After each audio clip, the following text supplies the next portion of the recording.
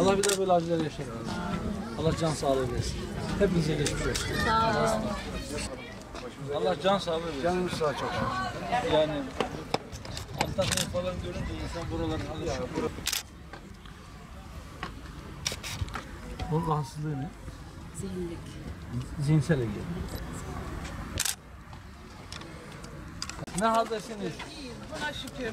Allah iyilik versin. Allah can sağlığı versin. Buna şükür. Şükür Hanım sen nasılsın? Bir sıkıntınız var mı? Bir ihtiyacınız? Yani haliniz ne durumda? Eşim biraz rahatsız. Yardımımız yok.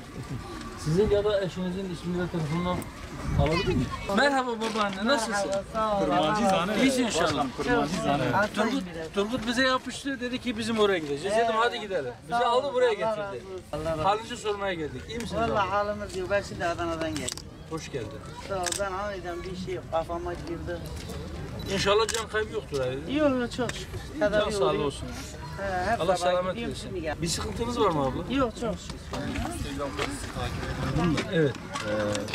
Nasıl buluyordu? Çok iyi. Çok iyi. Hayır Teşekkür olsun ederim. inşallah. İyi ki geldin. Allah razı olsun.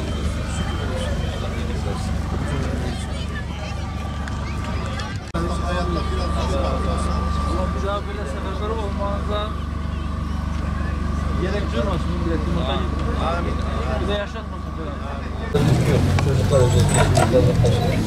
Bayağı Allah bir daha böyle anlar yaşatmasın. Bütün misafirlerimiz burada yemek yiyor. 20 bin kişiydi. Şimdi düzene bindi. Böyle şurada 12-13 bine indik. Güzel, hiçbir sorunumuz olmadı da olmuyor da. İnşallah o sıkıntı olmasın. Evet. Yaşadığınız dostlar diyelim. Tabii ki, tabii ki. Herkesin İnşallah bir an önce paramı yerine yerleştirin.